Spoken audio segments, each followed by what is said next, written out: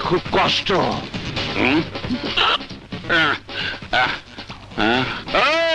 আমার চিনবার পারছস?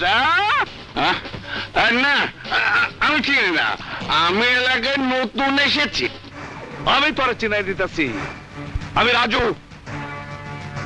আমার বাবা বোন খুন হবার পর আমি থানায় গেছিলাম, তোর কাছে খুনিকে ধরতে কইছিলাম। তুই কোনো কেস টাস নাই, উল্টা আমার খুনে দেয় ধরছিলি। আমার মাথার প্রিয় চুলগুলারে কাইতে তুই আমার ন্যাড়া করে দিছিলি। এবার তোর মনে পড়ছে আমি তোরা কি কইতাছি?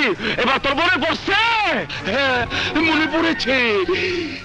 তুই তাহলে সেদিন মরিসনি, নেড়া মাস্তান হয়েছিস।